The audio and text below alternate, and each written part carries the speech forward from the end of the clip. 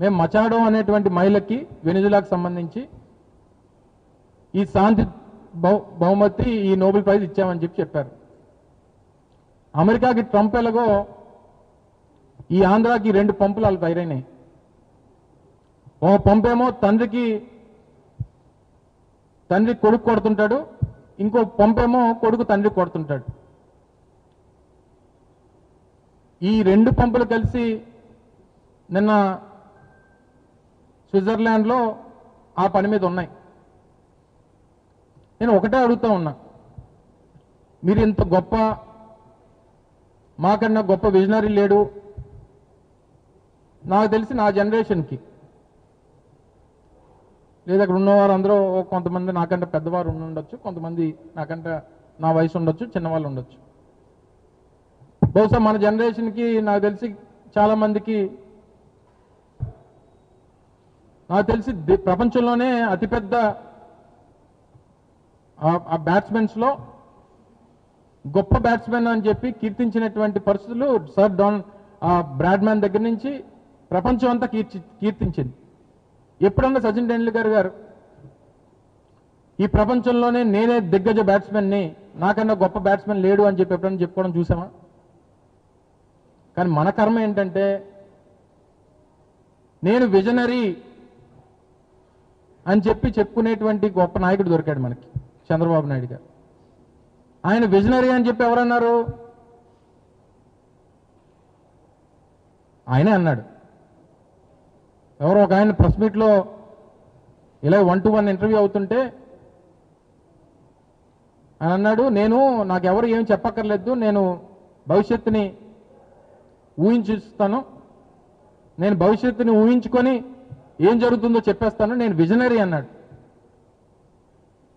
మన గురించి, మన గొప్పతనం గురించి పక్కవాడు చెప్పాలి, లేదా మన నాయకులం అయితే మన ప్రజలు చెప్పాలి.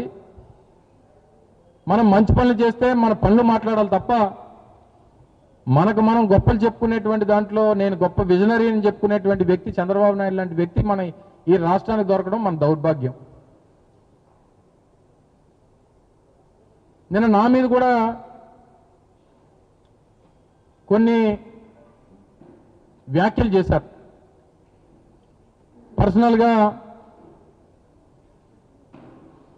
ఏం వ్యాఖ్యలు చేశారంటే, గతంలో ఉన్నటువంటి మంత్రి, అంటే నేను ఆ రోజు సంబంధించినటువంటి శాఖ మంత్రి, ఇప్పుడు ఆయన చూస్తున్నటువంటి ఐటీ కానీ, లేదా భరత్ గారు చూస్తున్నటువంటి ఇండస్ట్రీస్ కానీ, లేదా బీసీ జనార్దన్ రెడ్డి గారు చూస్తున్నటువంటి I&I కానీ, లేదా సరిత ఆవిడ పేరు తెలియదు, సవిత గారో సరిత గారో, ఆవిడ చూస్తున్నటువంటి హ్యాండ్లూమ్స్ అండ్ టెక్స్టైల్స్ కానీ, ఈ 4-5 సంబంధించినటువంటి శాఖలకి నేను మంత్రిగా పనిచేసేవాడిని. మాట్లాడుతూ దావోస్ గత ప్రభుత్వంలో మేము 2022 మే మాసంలో దావోస్ వెళ్ళాం జగన్మోహన్ రెడ్డి గారి డెలిగేషన్తో. నేను సంబంధించినటువంటి శాఖ మంత్రిగా, ఫైనాన్స్ మినిస్టర్ గారు, నేను, అలాగే మిగిలినటువంటి మా ఐఏఎస్ ఆఫీసర్స్ ఆ రోజు అందరం కూడా వెళ్ళాం. 2022 మే. మళ్ళీ 2023 జనవరిలో దావోస్కి ఇన్విటేషన్ వస్తే 6 నెలల ముందే కదా వెళ్ళాం, కాబట్టి ప్రజాధనాన్ని ఖర్చు పెట్టడం కరెక్ట్ కాదు, 6 నెలలు మళ్ళీ వచ్చే సంవత్సరం తర్వాత ఎప్పుడు మళ్ళీ చూద్దాం అని చెప్పి ముఖ్యమంత్రి గారు ఆ రోజు జగన్మోహన్ రెడ్డి గారు చెప్తే, దానికి అప్పట్లో ఒక తప్పుడు ప్రచారాన్ని చేసి, వీరికి అసలు ఇన్విటేషనే రాలేదు, వీరిని ఎవరు పిలవలేదు అనేటువంటి ఒక తప్పుడు ప్రచారాన్ని ఆ రోజు ఇదే లోకేష్ వారి తాలూకా బృందం అంతా కూడా చేసింది. ఆ రోజు అడిగితే కొన్ని విషయాలు వారితో మాట్లాడినప్పుడు చంద్రబాబు నాయుడు గారి తాలూకా హంగామా, వారి పబ్లిసిటీ పిచ్చి, వారు చేసినటువంటి మార్కెటింగ్ గురించి కొన్ని విషయాలన్నీ కూడా చెప్పడం జరిగింది. చెప్తే అప్పటి నుంచి నేనేదో దావోస్లో చలిగా ఉంటుంది కాబట్టి మేము వెళ్ళలేదు అనేటువంటి మాట చెప్పినట్టుగా ఒక తప్పుడు ప్రచారాన్ని లోకేష్ వారి తాలూకా భజన బృందం అంతా కూడా చేయడం మొదలుపెట్టింది. నేను ఈరోజు ఛాలెంజ్ చేస్తా ఉన్నా, లోకేష్ వస్తాడో, లేకపోతే వాళ్ళకి మిత్ర బృందం వస్తుందో, లేకపోతే వారు చెప్పినటువంటి వారు వస్తారో, నేను దావోస్ వెళ్ళినప్పుడు అక్కడ చలిగా ఉంటుంది కాబట్టి మేము వెళ్ళట్లేదు అనేటువంటి మాట ఎక్కడన్నా అని ఉంటే, ఎందుకంటే మీరందరూ ఆ రోజు ఉన్నారు, నేను నా పత్రికా సమావేశం ఇక్కడ ఉన్నటువంటి వారు చాలామంది ఉన్నారు. ఎక్కడన్నా అనున్నట్టు చూపిస్తే నేను రాజకీయాల నుంచి మానేస్తాను. ఛాలెంజ్. నేను 40 సంవత్సరాల వయసు, నాకు ఇంకో 20-25 సంవత్సరాలు రాజకీయం చేసేటువంటి అవకాశం ఉంది. ఇదే లోకేష్ ఇదే ప్రపంచ వేదిక మీద ఇదే జ్యూరిక్లో డావోస్లో ఏదైతే నిన్న ప్రకటన చేశాడో, నా మీద ఆరోపణ చేశాడో, అది కానీ నిరూపించేటువంటి ఆ శక్తి ఆయనకు ఉంటే, నేను మాట్లాడినట్టుగా ఎక్కడన్నా ఆ విజువల్ చూపిస్తే, నేను మాట్లాడలేదనేటువంటి విజువల్స్ మీ దగ్గర ఉన్నాయి. ఎందుకంటే నేను మాట్లాడిన టోటల్ కంటెంట్ అంతా కూడా మీ రికార్డింగ్స్లో ఈ యూట్యూబ్లో ఎక్కడ కావాలంటే అక్కడ దొరుకుతాయి. నేను ఆ మాట అన్నట్టుగా ఎక్కడన్నా చూపిస్తే, ఈ రోజే చెప్తున్నా, ఈ రోజే నా లాస్ట్ డే రాజకీయాల్లో. నిరూపించకపోతే నువ్వు క్షమాపణ చెప్తావా? నీకు ఆ ధైర్యం ఉందా? సిగ్గు అనిపించట్లేదు నీకు?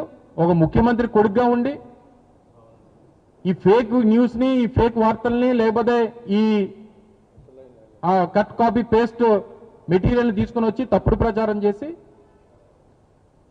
నువ్వు దాన్ని రాజకీయంగా లబ్ధి పొందేటువంటి ప్రయత్నం చేస్తావా? సో వీటన్నిటి కూడా త్వరలోనే సమాధానాలు దొరుకుతాయి.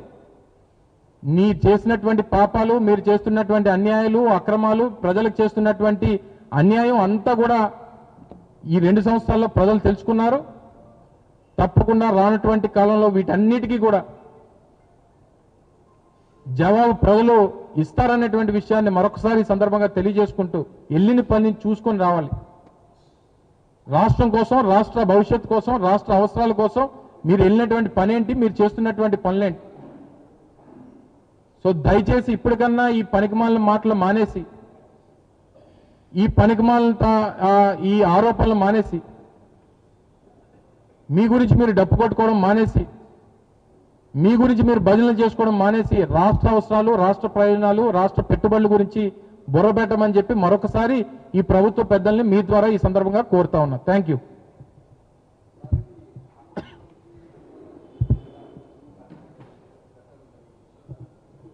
ప్రచారం జరగట్లేదు కదా, జీవో ఇచ్చారు కదా.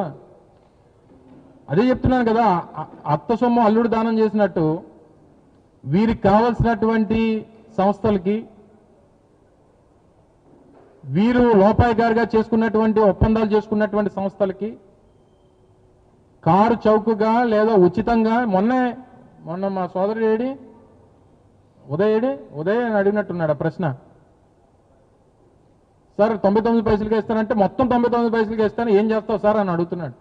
అంటే ఎవరి సొమ్ము అది? అదేమి ఈరోజు రాష్ట్ర ప్రభుత్వంలోకి చంద్రబాబు నాయుడు గారు రాష్ట్ర ప్రభుత్వంలో ముఖ్యమంత్రిగా ఉంటే చంద్రబాబు నాయుడు గారికి ఈ రాష్ట్రంలో ఆస్తులన్నీ రాసిచ్చేసినట్టు కాదు,